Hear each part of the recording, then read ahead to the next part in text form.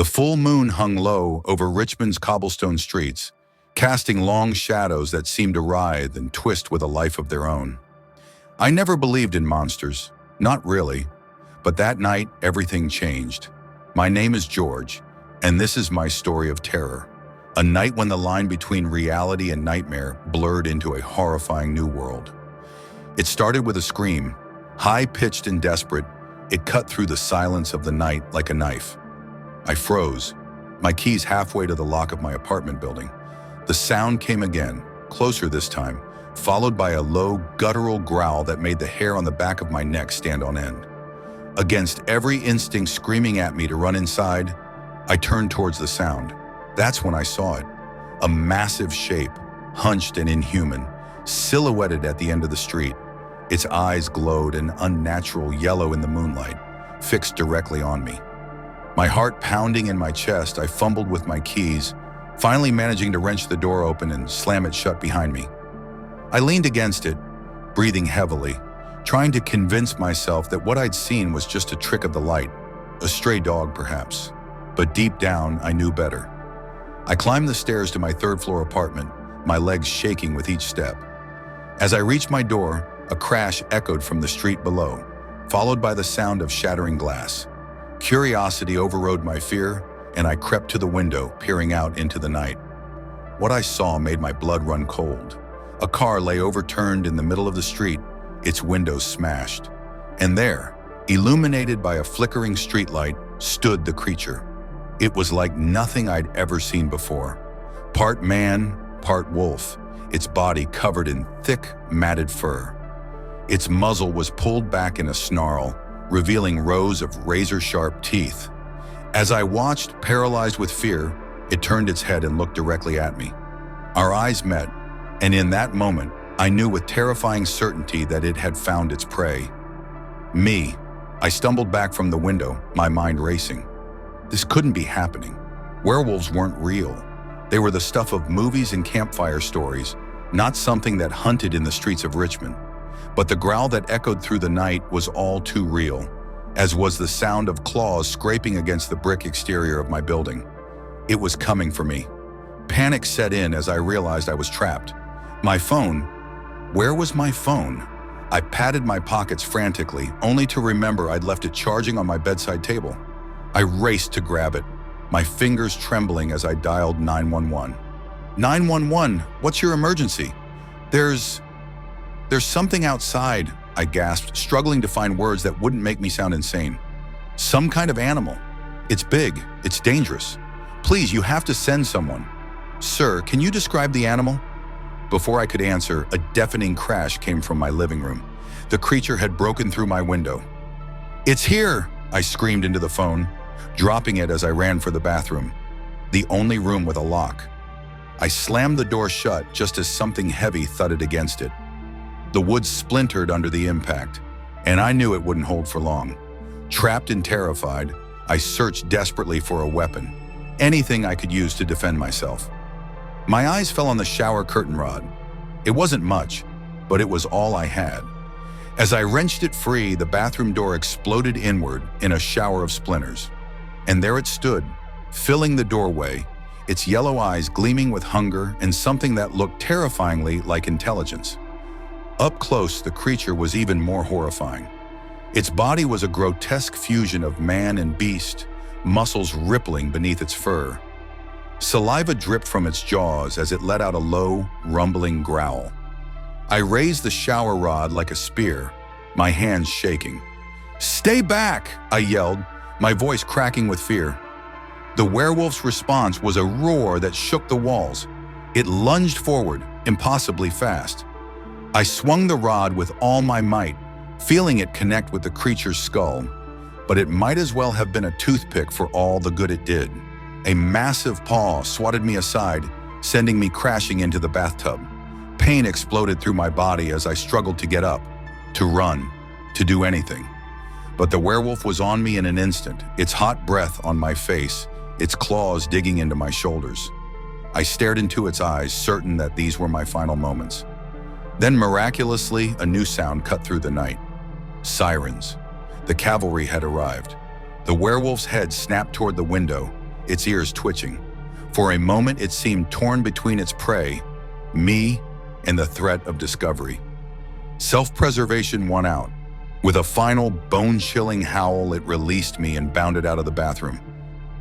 I heard the crash of my front door being smashed open, followed by heavy footsteps racing down the stairs. Moments later, my apartment was swarming with police officers. They found me huddled in the bathtub, bleeding and in shock. As they helped me up, asking questions I couldn't begin to answer, I caught a glimpse of myself in the shattered mirror. My shirt was in tatters, and there on my shoulder were 4 long gashes, claw marks that burned like fire. The officers were kind but skeptical. They talked about a rabid dog, about the need for medical attention. But I knew the truth. I had seen the impossible, had stared into the eyes of a nightmare made flesh. As they led me out of the apartment, I couldn't shake the feeling that this was just the beginning. The werewolf was still out there, and now, with its claws having tasted my blood, I feared it would stop at nothing to finish what it had started. The night was far from over, and my ordeal had only just begun. Days passed, but the terror of that night clung to me like a second skin. The police had written off the incident as an attack by a large, possibly rabid dog. They'd increased patrols in the area, but I knew it wouldn't be enough.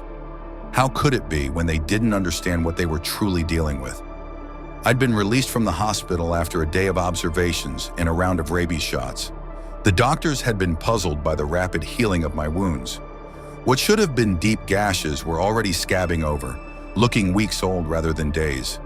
It was a small mercy, I supposed, but it did nothing to ease the growing dread in the pit of my stomach. Every night since the attack, I'd been plagued by vivid, terrifying dreams. I saw Richmond's streets running red with blood, heard the screams of innocent people as they were hunted down one by one. And always, there were those glowing yellow eyes watching me, waiting. I knew deep in my bones that the werewolf would come for me again. It was only a matter of time.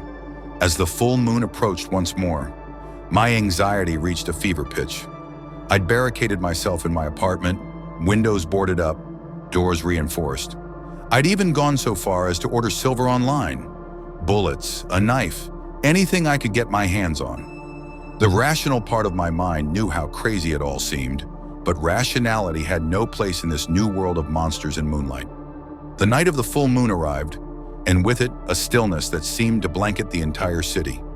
I sat in my living room, silver knife clutched in one hand, phone in the other, ready to call for help at the first sign of danger.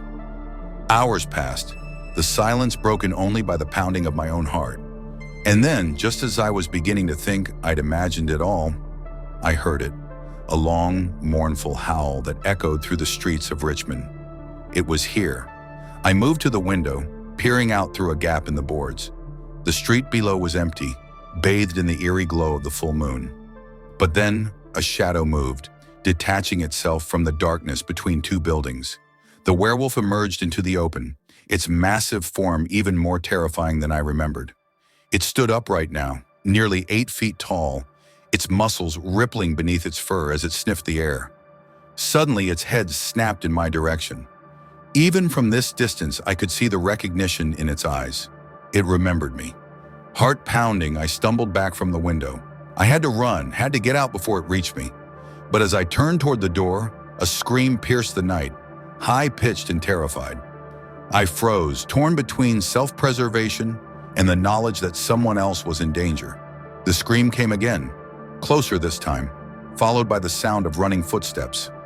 Against every instinct, I moved back to the window. A young woman was sprinting down the street, terror etched on her face. Behind her, the werewolf gave chase, covering ground with impossible speed. I couldn't just watch, I had to do something. Before I could talk myself out of it, I was running out of my apartment, down the stairs and into the street. The cool night air hit me like a slap to the face as I emerged from the building. "Hey!" I shouted, waving my arms. "Over here!" The werewolf skidded to a stop, its head whipping around to face me. The woman, seeing her chance, ducked into an alleyway and disappeared.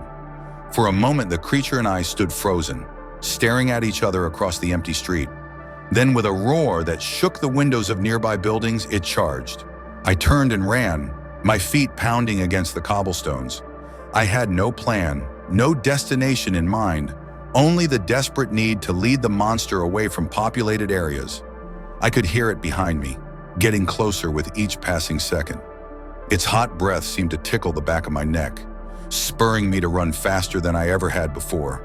I darted down side streets and through alleyways, the layout of Richmond that I'd known all my life now a confusing maze in my panic. All the while, the werewolf stayed right on my heels, so close I could hear the click of its claws on the pavement. Just when I thought my lungs would burst, I emerged onto a familiar street. Ahead of me loomed the imposing facade of St. John's Church, its spire reaching towards the star-filled sky. Without thinking, I raced up the steps and threw myself against the heavy wooden doors. To my surprise and relief, they gave way, and I tumbled into the darkened interior of the church. I slammed the doors shut behind me, hearing the thud of the werewolf's body as it crashed against them. The wood groaned under the impact, but held. Gasping for breath, I staggered down the aisle, my eyes adjusting to the dim light filtering through the stained glass windows. The pews cast long shadows, and for a moment, I imagined yellow eyes gleaming from every dark corner. Another crash against the doors snapped me back to reality. They wouldn't hold forever. I needed a plan, a weapon, anything. My eyes fell on the altar at the far end of the church. There, gleaming in the moonlight streaming through a high window, was a large silver cross. I ran towards it, my footsteps echoing in the cavernous space. Just as my fingers closed around the cool metal, I heard the doors finally give way with a splintering crack. Spinning around, I raised the cross before me like a shield. The werewolf stood in the doorway, its massive form silhouetted against the night sky. It let out a low growl, padding slowly down the aisle towards me. "Stay back!" I yelled, my voice shaking. "I'm warning you!" The creature paused, its yellow eyes fixed on the silver cross. For a moment, I dared to hope that the old legends were true, that this symbol of faith would be enough to drive the monster away. But then it lunged, faster than I could react. The cross was knocked from my hands, clattering to the floor as I was thrown backwards. I hit the altar hard, the wind knocked out of me. The werewolf loomed over me, its jaws open wide, saliva dripping from its fangs. This was it, I thought. This was how I was going to die. But as the creature moved in for the kill, something strange happened.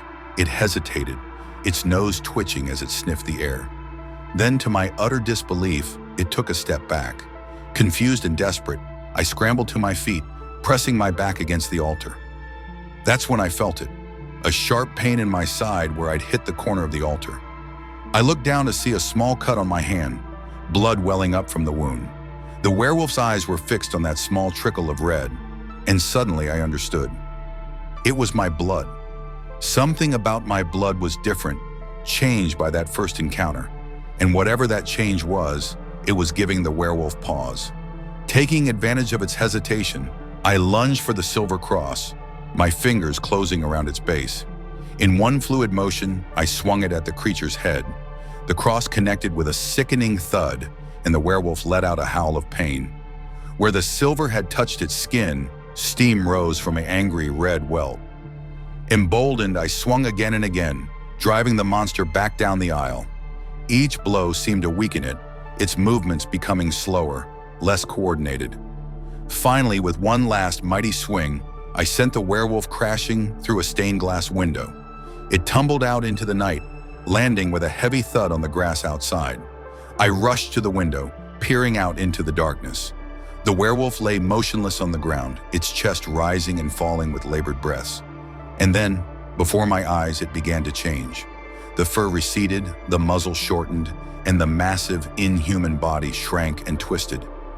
In the creature's place lay a man, naked, unconscious, and very human. Sirens wailed in the distance, growing closer by the second. Someone must have heard the commotion and called the police. As blue and red lights began to flash at the end of the street, I sank to the floor, my back against the wall.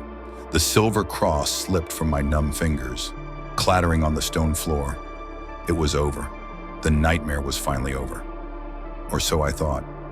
The days following that night in the church were a blur of police interviews and medical examinations. The official story was that a mentally unstable man had been responsible for a series of violent attacks, culminating in the incident at St. John's Church. He was now in custody, undergoing psychiatric evaluation. But I knew the truth. I had seen the transformation with my own eyes, had felt the inhuman strength of the werewolf. And more than that, I had seen the fear in its eyes when it smelled my blood. Something had changed in me that first night, when the werewolf's claws had torn into my flesh. The doctors had been baffled by how quickly I'd healed, but now I understood. The werewolf's attack hadn't just wounded me, it had changed me on a fundamental level. I began to notice other changes too. My senses seemed sharper, especially at night.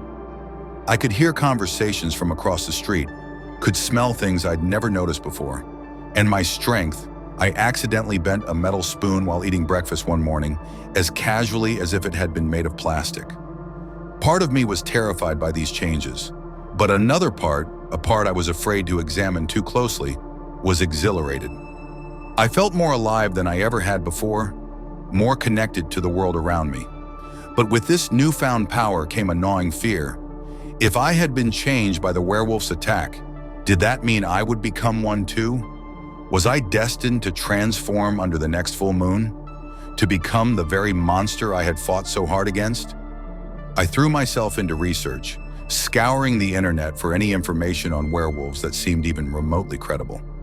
Most of it was clearly fiction, but here and there, I found threads of truth that resonated with my experience. One night, about a week after the incident at the church, I was poring over an old forum post about werewolf lore when a noise outside my window made me freeze. It was a sound I'd hoped never to hear again, the low, rumbling growl of a werewolf. Heart pounding, I crept to the window and peered out. There, in the shadows across the street, I saw a pair of glowing yellow eyes. But they weren't looking at me. They were fixed on something further down the street. I followed the werewolf's gaze and felt my blood run cold. A young couple was walking hand in hand, completely oblivious to the danger lurking in the darkness. In that moment, I knew I had a choice to make. I could stay safe in my apartment, let whatever was about to happen unfold without my interference. Or I could do something, use this strange new power I'd been given to try and save innocent lives. It wasn't really a choice at all. I grabbed the silver knife I'd kept close since that night in the church and headed for the door. As I stepped out into the cool night air, I felt a change come over me. My senses sharpened even further, the world around me coming into crystal clear focus. I could hear the couple's quiet conversation, smell the perfume of the woman mixed with the leather of the man's jacket. And I could smell something else too, the musky animal scent of the werewolf. Moving with a speed and grace I'd never possessed before, I made my way towards the unsuspecting couple. I had to get to them before the werewolf made its move. I was halfway across the street when I heard it, the sound of claws scraping against pavement, of a massive body tensing to pounce. The werewolf was about to attack. "Look out!" I shouted, sprinting the last few yards. The couple turned, startled by my sudden appearance. And in that moment, the werewolf struck. It burst from the shadows like a nightmare given flesh, all fangs and claws and matted fur. The woman screamed. The man tried to push her behind him, but they were no match for the creature's supernatural speed. But I was. I collided with the werewolf in midair, tackling it to the ground before its claws could reach the terrified couple. We rolled across the pavement, a tangle of limbs and snarling fury. "Run!" I yelled to the couple. "Get out of here!" They didn't need to be told twice. I heard their running footsteps fading into the distance as I grappled with the monster. The werewolf was incredibly strong, its muscles like steel cables beneath its fur. But to my amazement, I was holding my own. My newfound strength allowed me to match the creature blow for blow. We fought across the street, crashing into parked cars and leaving deep claw marks in the pavement. All the while, I was acutely aware of the silver knife tucked into my belt. If I could just reach it. The werewolf seemed to sense my intention.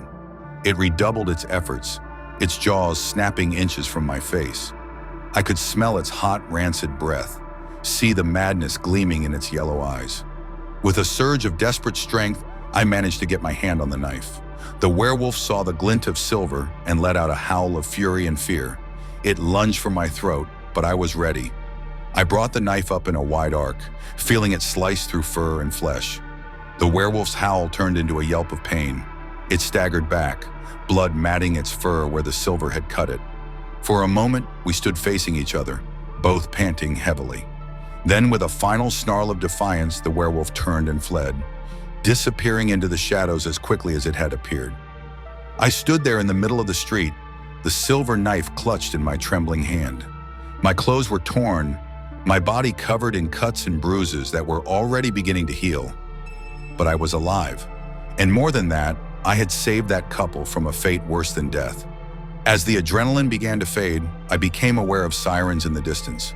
Someone must have called the police. I couldn't be here when they arrived. There was no way to explain what had happened without sounding insane. I hurried back to my apartment, my mind racing. The werewolf I'd fought tonight wasn't the same one from before. This one had been smaller, its fur a different color, which meant there was more than one werewolf in Richmond, and I was the only one who knew the truth, the only one who could stop them. As I closed my apartment door behind me, I caught sight of myself in the mirror. My eyes, usually a dull brown, now gleamed with a hint of yellow in the dim light. I wasn't fully human anymore, but I wasn't a monster either. I was something in between, a protector, a guardian against the darkness that most people didn't even know existed. The werewolves of Richmond had no idea what was coming for them, but they were about to find out. The weeks that followed were a blur of nocturnal patrols and clandestine research. By day, I went through the motions of my normal life, but my nights were consumed by a singular purpose: hunting the werewolves that stalked the streets of Richmond. I began to piece together a pattern to the attacks. They always happened on nights when the moon was fullest, in areas of the city with the least foot traffic. The werewolves were smart, strategic in their hunting, but so was I. I started leaving out bait, raw meat laced with a mild sedative. It wasn't enough to take down a werewolf, but it slowed them down, made them easier to track. And track them I did, following their scent through back alleys and abandoned buildings. Each encounter was a brutal fight for survival. The werewolves were savage, driven by an insatiable hunger for human flesh. But with each battle I grew stronger, faster, more in tune with the strange new powers coursing through my veins. I wasn't alone in my fight. After that night when I saved the couple, word began to spread in certain circles about a mysterious protector stalking the night. Some called me a vigilante, others a monster hunter. The police were baffled by the string of animal attacks that ended with the aggressor more damaged than the victim. But for every werewolf I managed to stop, it seemed two more would appear. The problem was growing, spreading like a virus through the city, and I was just one man. Then on a moonlit night, about a month after my transformation, everything changed. I was tracking a particularly large werewolf through the historic district when I caught another scent. Human, but with an undercurrent of something wild, something familiar. Someone like me. I followed the scent to a small, rundown house on the outskirts of the district. As I approached, the door swung open and a woman stepped out. She was tall with long dark hair and eyes that gleamed yellow in the moonlight. "I was wondering when you'd find me," she said, her voice calm and steady. "My name is Sarah, and like you, I'm a half-born." Half-born. The word sent a shiver down my spine. It felt right, a name for what I'd become. Sarah invited me inside, and over cups of strong black coffee, she told me her story. She'd been attacked by a werewolf years ago, left for dead, but ultimately transformed into something neither fully human nor fully wolf. Since then, she dedicated her life to hunting the creatures, trying to stem the tide of their growing numbers. "We're not the only ones," she told me. "There are others like us scattered across the country, maybe even the world. We're the thin line between humanity and the monsters that want to destroy it." As she spoke, I felt a weight lift from my shoulders. I wasn't alone in this fight. There were others who understood, who were fighting the same battle. Sarah became my mentor, teaching me how to hone my new abilities, how to track and fight werewolves more effectively. She taught me about silver bullets, about the different types of werewolves, those who could control their transformations, and those who were slaves to the moon's pull. Together we began to make real progress. We tracked down werewolf dens, neutralizing entire packs before they could hunt. We developed a network of informants, bartenders, taxi drivers, others who worked the night shift and might notice strange occurrences. But our successes came at a cost. The werewolves began to organize, to fight back. No longer were they solitary hunters. Now they moved in coordinated groups, setting traps and ambushes. One night we walked right into one of these traps. We'd been tracking what we thought was a lone werewolf, only to find ourselves surrounded by a pack of 5. They attacked from all sides, a whirlwind of claws and fangs. Sarah and I fought back to back, silver knives flashing in the moonlight. We managed to take down 3 of them, but the other 2 fled into the night, leaving us battered and bleeding. As we limped back to Sarah's house to patch ourselves up, I couldn't shake the feeling that something had changed. The werewolves were evolving, adapting to our tactics. This wasn't just a series of random attacks anymore. This was war. "We need help," Sarah said as she stitched up a particularly nasty gash on my arm. "There are more of them than there are of us, and they're getting smarter." I nodded, wincing as the needle pierced my skin. "But who can we turn to? The police wouldn't believe us, and we can't exactly put out a classified ad for werewolf hunters." Sarah was quiet for a moment, her brow furrowed in thought. Then she said, "There might be a way, but it's dangerous, and there's no guarantee it'll work." She told me about an old legend, a ritual that could potentially call other half-borns to our aid. But it required powerful magic, and it would act like a beacon, not just to other half-borns, but to every werewolf within 100 miles. "If we do this," she said, her eyes serious, "we'll be painting a target on Richmond. Every werewolf in the region will come running. It'll be the biggest fight of our lives." I looked down at my hands, still stained with blood, both my own and the werewolves. I thought about the innocent people of Richmond, blissfully unaware of the war being waged in their streets every night. I thought about the couple I'd saved that first night, about all the others who might not be so lucky if we failed. "We don't have a choice," I said finally. "If we don't do something drastic, we're going to lose this war. And if we lose, the werewolves take Richmond," Sarah finished. "And from there, who knows how far they'll spread." And so, on the night of the next full moon, we prepared for the ritual. Sarah had spent the last week gathering the necessary components, rare herbs, blessed silver, and other stranger ingredients I didn't want to ask about. As the moon rose over the city, we stood in the center of Hollywood Cemetery, surrounded by the graves of Confederate soldiers and long-dead presidents. Sarah began to chant in a language I didn't recognize, her voice rising and falling like the tide. The air around us began to shimmer, charged with an energy I could feel in my bones. Wind whipped through the cemetery, carrying Sarah's voice to the far corners of the city and beyond. And then, as suddenly as it had begun, it was over. Sarah slumped to the ground, exhausted by the effort of the spell. I helped her to her feet, both of us scanning the shadows for any sign of movement. "Did it work?" I asked. Before Sarah could answer, a howl split the night. Long, loud, and filled with hunger. It was answered by another, then another, until the air was filled with the sound. "It worked," Sarah said grimly. "They're coming. All of them." As if on cue, shapes began to emerge from the shadows. Werewolves, dozens of them, their eyes gleaming with moonlight and bloodlust. They formed a circle around us, growling and snapping. Sarah and I stood back to back, silver weapons at the ready. This was it, the moment that would decide the fate of Richmond, and perhaps the world beyond. Just as the first werewolf tensed to spring, a new sound cut through the night. A battle cry, fierce and defiant.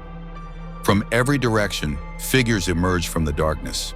Men and women, their eyes glowing with the same yellow light as ours. The half-borns had answered our call. What followed was a battle unlike anything I'd ever seen or imagined. Half-borns and werewolves clashed in a frenzy of claws, fangs, and silver. The cemetery became a war zone, marble headstones cracking under the force of supernatural bodies being thrown against them. I lost track of how many werewolves I fought, how many times I was knocked down only to get back up again. My world narrowed to a series of moments.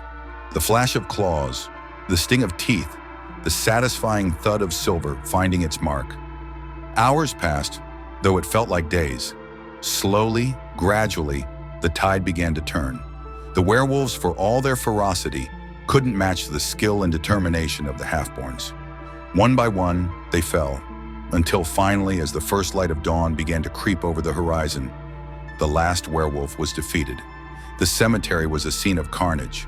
Broken bodies, both werewolf and half-born, lay scattered among the graves. Those of us still standing were battered, bleeding, but alive. As the adrenaline of battle faded, I found Sarah. She was leaning against a tombstone, a deep gash running down her arm, but her eyes were bright with triumph. "We did it," she said, her voice hoarse. "We won." I looked around at the other half-borns, strangers who had answered our call, who had fought beside us to save a city they'd never even seen. They were gathering now, tending to their wounds and those of their fallen comrades. "What happens now?" I asked. Sarah smiled, a fierce, determined expression that made her look more wolf than human. "Now," she said, "we organize, we train, and we take the fight to them."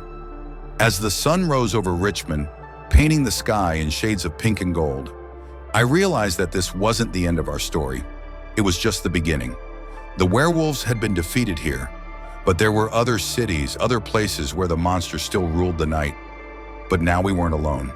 We were a pack, a family bound by something stronger than blood, and together we would keep fighting, keep protecting, for as long as it took. The war wasn't over, but for the first time since that terrifying night when I first encountered the werewolf, I felt hope. Hope for Richmond, hope for humanity, and hope for myself. As we made our way out of the cemetery, I took one last look at the battlefield. In the growing light of day, it was hard to believe what had happened here. By nightfall, this would all be explained away. A wild animal attack, a drug-fueled rampage, anything but the truth. But I knew, and Sarah knew. And now there were others who knew too. We were the guardians, the protectors, the thin line between humanity and the darkness that sought to devour it. And as long as we stood together, that line would hold. The Werewolf of Richmond was dead. Long live the half-borns,